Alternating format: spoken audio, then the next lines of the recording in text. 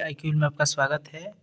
कल हम लोगों ने 24 क्वेश्चन तक कर लिया था प्रीवियस ईयर क्वेश्चन, जो एचएलएल के द्वारा नवंबर में एग्जाम कराया गया था सफदरगंज हॉस्पिटल का। तो उन्हीं का हम लोग क्वेश्चन देख रहे हैं, क्योंकि हम लोग का जो डीजीएचएस का जो एग्ज़ाम है उसमें एचएलएल के द्वारा ही लिया जाना है एग्ज़ाम। तो उसका प्रीवियस ईयर का पैटर्न पता होना बहुत ज़रूरी है। ऐसे हम बहुत से उस पैटर्न पर हम ऑलरेडी क्वेश्चन मैथ्स का हो, रीजनिंग का हो और जीके का हो, जो भी उस पैटर्न पर पूछे गए हैं उस लेवल का हम करा रहे हैं। तो वीडियो अपलोड कर दिए हैं, तो आप लोग नहीं देखें तो जाकर देख लीजिए, चैनल पर अवेलेबल है, ठीक है। और आज हम लोग 25 नंबर से देखिए, जहाँ तक हो पाता है वहाँ तक करते हैं। ऐसे 60 क्वेश्चन है। अगर आप नए होंगे तो चैनल को सब्सक्राइब जरूर कर दीजिएगा। चलिए दोस्तों, हम लोग शुरू करते हैं। हो जाना चाहिए 60 तक, ठीक है, क्योंकि ऑलरेडी काफ़ी ज़्यादा फ़ोन में स्टोरेज की कमी हो गई है।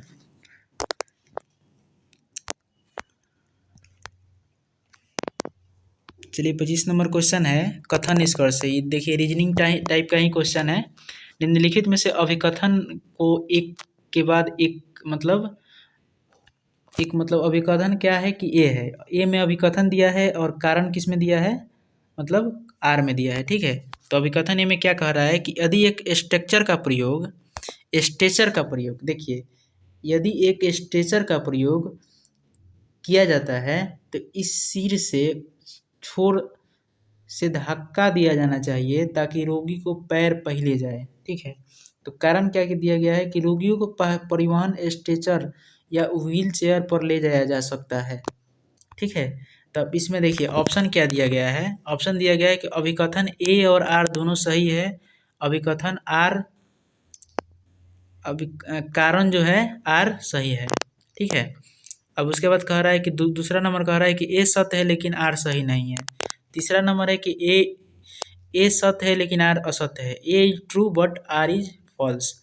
चौथा नंबर है कि A is false but R is true, ठीक है। ऐसा क्वेश्चन है। इसका राइट आंसर क्या दिया गया है कि ए सत्य है लेकिन आर सत्य नहीं है, यानी ए सत्य है लेकिन आर सत्य नहीं है, यानी ऑप्शन नंबर इसका क्या हो जाएगा, 3 हो जाएगा। देखिए, अब देखिए इसमें कह रहा है कि रोगियों की परिवहन स्ट्रेचर या व्हील चेयर पर ले जा सकता है। यदि कोई जरूरी थोड़े है कि सब रोगी स्ट्रेचर पर व्हील चेयर पर ही जाएगा। ऐसे भी लोग अपने से भी चल कर जाता है लोग।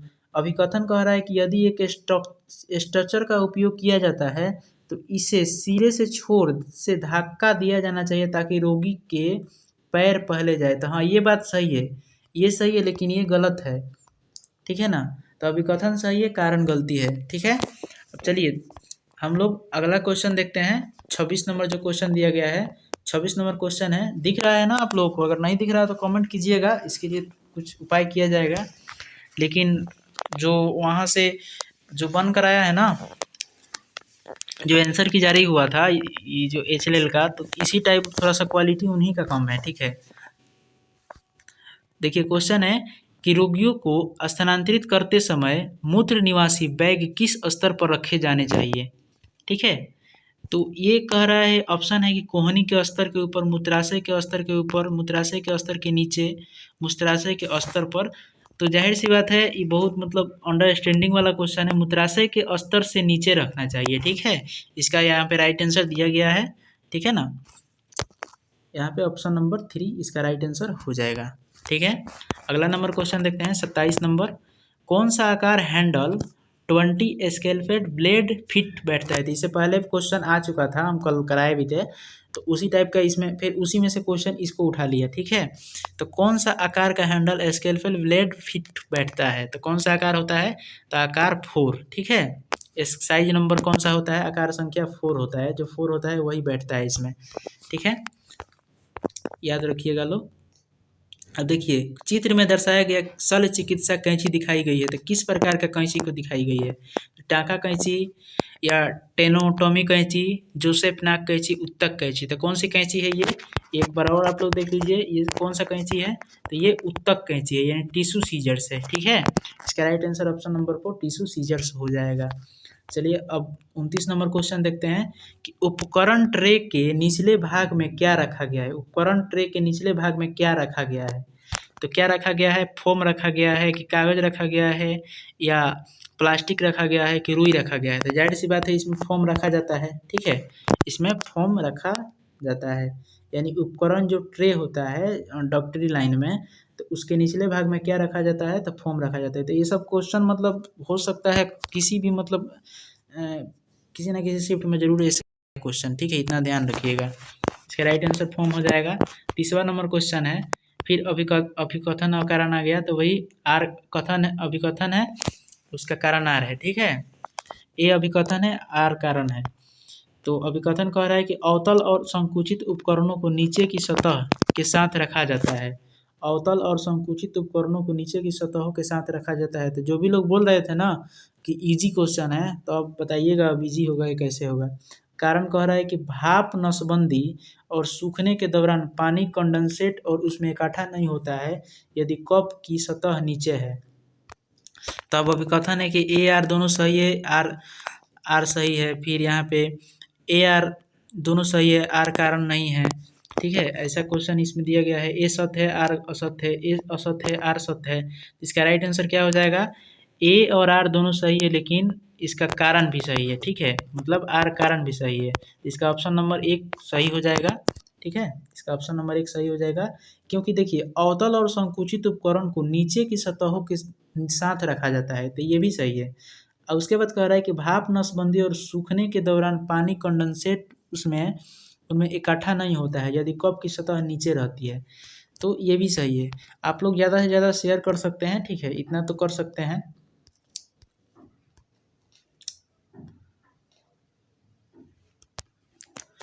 क्वेश्चन है 31 नंबर, निम्नलिखित में से कौन सा सूचित सहमति का एक महत्वपूर्ण हिस्सा नहीं है? तो ऑप्शन क्या दिया गया है? शल्य चिकित्सा प्रक्रिया, ठीक है, शल्य चिकित्सा प्रक्रिया, जोखिम दिया गया है, फिर लाभ और विकल्प है, फिर उपकरण है। तो इसका राइट आंसर क्या हो जाएगा? क्वेश्चन क्या कह रहा था? कौन सा सूचित सहमति का एक महत्वपूर्ण हिस्सा नहीं है? तो कौन सा नहीं है? तो उपकरण नहीं है, ठीक है। बाकी ये शल्य चिकित्सा प्रक्रिया है, जोखिम भी है, लाभ और विकल्प है, ठीक है, लेकिन उपकरण इसमें नहीं है। तो इसका राइट आंसर क्या हो जाएगा? उपकरण इसका राइट आंसर हो जाएगा, इंस्ट्रूमेंट हो जाएगा, ठीक है। 32वां नंबर क्वेश्चन देखते हैं। 32 नंबर क्वेश्चन है कि इलेक्ट्रो सर्जरी के दौरान यदि कोई रोगी धातु पहनता है तो क्या हो सकता है? मतलब इलेक्ट्रो सर्जरी हो रहा है तो कोई रोगी अगर धातु पहनता है तो क्या हो सकता है? तो एनाफिलोक्सिस हो सकता है, बर्न हो सकता है, अभिगम में कठिनाई हो सकता है, गलत रीडिंग हो सकता है। तो क्या हो सकता है? इसका राइट आंसर क्या हो जाएगा? बर्न हो जाएगा, बर्न हो सकता है, ठीक है। इसका PDF मेरे टेलीग्राम चैनल पर है, ठीक है। अगर नहीं होगा तो आप पर्सनल मैसेज कर सकते हैं, हम आपको दे देंगे, ठीक है। इसका राइट आंसर बर्न हो जाएगा। चलिए 33 नंबर क्वेश्चन है कि ट्रेडेनबर्ग, ठीक है, ट्रेडेनबर्ग पोजीशन यानी स्थिति के लिए मरीज का धड़ जो होता है किस कोण पर नीचे की ओर झुका जाता है? तो ये अंडरस्टैंडिंग बेस्ड क्वेश्चन होता है, ये सब जानना जरूरी है। इसका राइट आंसर क्या हो जाएगा? इसका राइट आंसर 30 से 45 डिग्री हो जाएगा, ठीक है, 30 से 45 डिग्री हो जाएगा इसका राइट आंसर, ठीक है।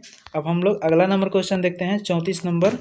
लेप्रोस्कोपी के लिए रोगी को किस स्थिति में एनेस्थेसिया दिया जाता है? तो लेप्रोस्कोपी के लिए किस स्थिति में एनेस्थेसिया दिया जाता है?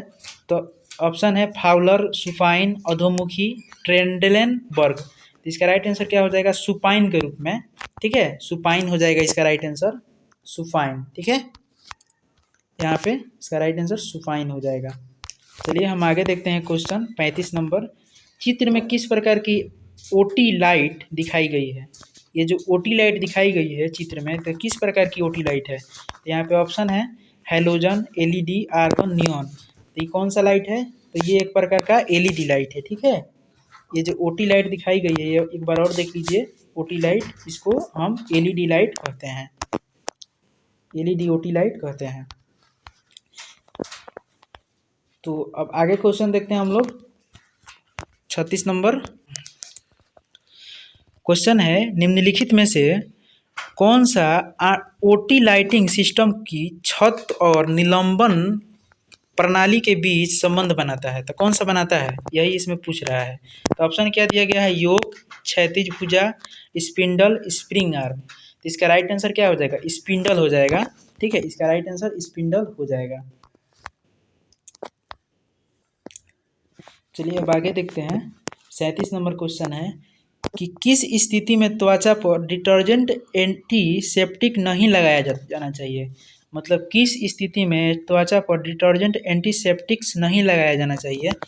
तो इसका राइट आंसर क्या हो जाएगा, बेरिएटिक सर्जरी, सतहीय दुर्दमता, फ्रैक्चर, सिर का चोट।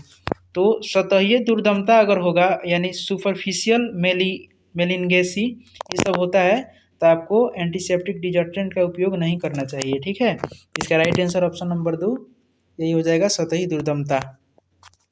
चलिए आगे देखते हैं हम क्वेश्चन।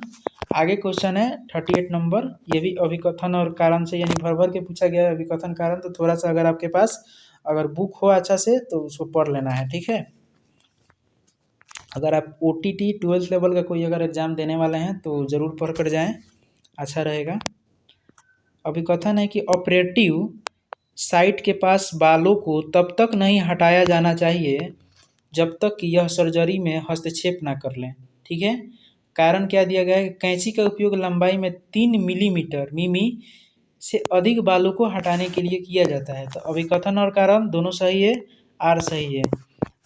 अभिकथन कारण दोनों सत्य है लेकिन आर कारण नहीं है। ए सत्य R false, A false R true. तो ऐसा दिया है तो इसका राइट आंसर क्या हो जाएगा, दोनों सही है लेकिन आर जो है कारण नहीं है। दोनों बात सही है, इसमें अभिकथन और कारण दोनों सही है। मतलब इसमें यही कहा गया है कि अभिकथन कारण अब दोनों सही है लेकिन इसका ये कारण नहीं है कि 3 मिलीमीटर से अधिक बालों को हटाया जाना चाहिए। तो ये दोनों सही है। ठीक है, तो ऑप्शन नंबर 2 सही हो जाएगा इसका। ऑप्शन नंबर यहाँ पे 2 सही हो जाएगा। चलिए आगे देखते हैं हम। अगला नंबर क्वेश्चन देखते हैं कितना नंबर है। आगे क्वेश्चन है कि 39 नंबर है। 39 नंबर है कि इरिगेटिंग लिक्विड यानी इरिगेटिंग जो लिक्विड होता है का आदर्श तापमान क्या होता है। इरिगेटिंग लिक्विड का आदर्श तापमान क्या होता है, 20, 25, 25, 30, 37, 40, 45, 50। तो क्या हो जाता है, 37, 40 हो जाता है। ठीक है, इसका राइट आंसर क्या हो जाएगा, इरिगेटिंग लिक्विड का आदर्श तापमान जो होता है 37 डिग्री से लेकर 40 डिग्री सेल्सियस तक होता है। 40 नंबर क्वेश्चन है कि एक्सरे में हवा के बुलबुले कैसे दिखाई देते हैं। तो चैन के जैसा, बैंड, रेखाएं के जैसा, पत्थर के जैसा। तो कैसे दिखाई देते हैं, तो एक्सरे में जो हवा का जो बुलबुला होता है पत्थर के जैसा दिखाई देते हैं। ठीक है, एक्सरे में जो हवा का बुलबुला होता है पत्थर के जैसा दिखाई देते हैं, स्टोन्स हो जाएगा इसका right answer option number 4। 41 number question है कि गर्भनाल को बांधने के लिए निम्नलिखित में से कौन सी सीवन सामग्री का उपयोग किया जाता है। तो कोलेजन, शल्य चिकित्सा रुई और सर्जिकल रेशम, पॉलिएस्टर फाइबर। तो शल्य चिकित्सा रुई का उपयोग किया जाता है। ठीक है, शल्य चिकित्सा रुई का उपयोग किया जाता है। आगे क्वेश्चन देखते हैं। 42 नंबर क्वेश्चन है कि कौन सी सर्जिकल सुई मुख्य रूप से नेत्र शल्य चिकित्सा में उपयोग की जाती है।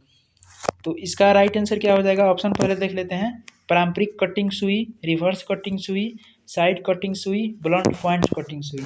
इसका राइट आंसर क्या हो जाएगा, साइड कटिंग सुई हो जाएगा। क्या हो जाएगा, साइड कटिंग सुई इसका राइट आंसर हो जाएगा। 43 नंबर क्वेश्चन कह रहा है कि निदान के लिए द्रव के उत्तक को हटाने के लिए निम्नलिखित में से कौन सा है। निदान के लिए द्रव के उत्तक को हटाने के लिए निम्नलिखित में से कौन सा है। तो ऑप्शन है बायोप्सी, स्मीयर, सेक्शनिंग, कल्चर। इसका राइट आंसर क्या हो जाएगा, बायोप्सी हो जाएगा। बायोप्सी इसका राइट आंसर हो जाएगा, ऑप्शन नंबर 1। चलिए 44 नंबर क्वेश्चन देखते हैं कि ब्रश बायोप्सी के लिए निम्नलिखित में से किसका उपयोग किया जाता है। ब्रश बायोप्सी के लिए निम्नलिखित में से किसका उपयोग किया जाता है। तो ब्रश बायोप्सी के लिए किसका उपयोग किया जाता है। तो नायलॉन ब्रश का, 20 गज सुई का, कैंची का, स्केलपेल का। तो किसका उपयोग किया जाता है, तो नायलॉन ब्रश का उपयोग किया जाता है। ठीक है, नायलॉन ब्रश का उपयोग किया जाता है। इसका right answer option number 1 nylon brush हो जाएगा। चलिए अब आगे देखते हैं 45 नंबर क्वेश्चन। 45 नंबर क्वेश्चन है कि गॉज और बैंडेज को कैसे निष्फल किया जाता है। तो गॉज और बैंडेज को कैसे निष्फल किया जाता है। तो अल्ट्रासोनिक, ड्राई हीट स्टरलाइजेशन तीसरा नंबर ऑप्शन है ऑटोक्लेव और हीट ट्रीटमेंट। तो इसका राइट आंसर क्या हो जाएगा? ऑटोक्लेव हो जाएगा। यानी गॉज और वेंडेज को कैसे निष्फल किया जाता है? तो ये ऑटोक्लेव के द्वारा किया जाता है। ठीक है, तो कितना तक क्वेश्चन हो गया? 45 तक तो क्वेश्चन हो गया। चलिए 50 तक करा देते हैं, उसके 10 वो क्वेश्चन बचेगा, उसको हम कल करा देंगे। 46 नंबर क्वेश्चन है कि बरकरार त्वचा की सुरक्षा के लिए किस ड्रेसिंग सामग्री का उपयोग किया जाता है? बरकरार त्वचा की सुरक्षा के लिए किस ड्रेसिंग सामग्री का उपयोग किया जाता है? लवणीय धुंध, फिल्म ड्रेसिंग, पैराफिन धुंध, कंपोजिट ड्रेसिंग। तो फिल्म ड्रेसिंग का उपयोग किया जाता है, फिल्म ड्रेसिंग का उपयोग किया जाता है।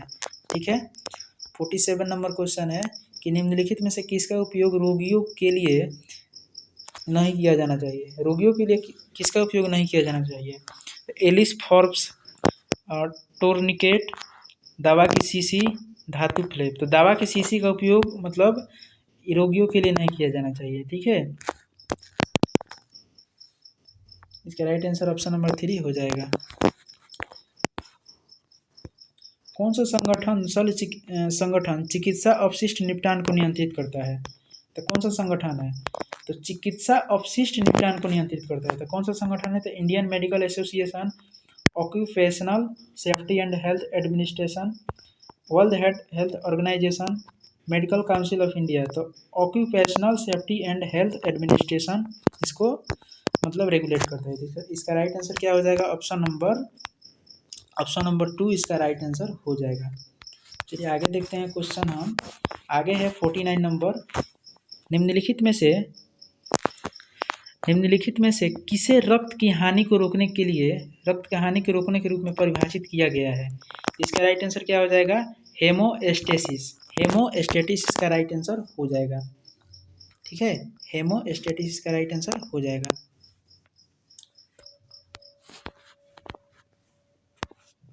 50 नंबर क्वेश्चन देखते हैं। निम्नलिखित विकल्पों में से स्टरलाइजेशन कक्ष की ओर गैर महत्वपूर्ण वस्तु का पहचान करें। स्टरलाइजेशन कक्ष की ओर गैर महत्वपूर्ण वस्तु का चयन करें। तो endoscope, implant, tourniquet, vaginal proof. तो इसका राइट आंसर क्या हो जाएगा? टर्निकेट हो जाएगा, टर्निकॉट हो जाएगा इसका राइट आंसर। ठीक है, टर्निक्विट इसका राइट आंसर हो जाएगा। तो 50 क्वेश्चन तक हो गया। इसके आगे जो 10 क्वेश्चन बच रहा है उसको हम कल करा देंगे। फिलहाल इतना आप लोग कंप्लीट कीजिए। और इससे पहले हम किस चीज़ का देखिए, मैथ्स का टॉप 5 मैथ्स का क्वेश्चन डाल चुके हैं। टॉप 6 रीजनिंग का क्वेश्चन डाल चुके हैं। जनगणना का क्वेश्चन डल चुका है। शास्त्रीय नृत्य, शास्त्रीय भाषा का क्वेश्चन डल चुका है। ठीक है, जो टॉपिक अच्छा जो प्रीवियस ईयर के ट्रेंड के अकॉर्डिंग जो पूछा गया है HLL के द्वारा, या एम्स के जो एग्ज़ाम होते हैं, मेडिकल का जो एग्ज़ाम होता है उस समय पूछा जाता है, उसका टॉपिक हम वीडियो बना कर डाल रहे हैं। चैनल पर अवेलेबल है, आप लोग जाकर देखिए और ज़्यादा से ज़्यादा शेयर कीजिए ताकि हमको भी मोटिवेशन मिले, और ज़्यादा से ज़्यादा सब्सक्राइब भी करवाइए। ठीक है, अपने दोस्तों में। मिलते हैं फिर किसी अगले वीडियो में, तब तक के लिए जय हिंद।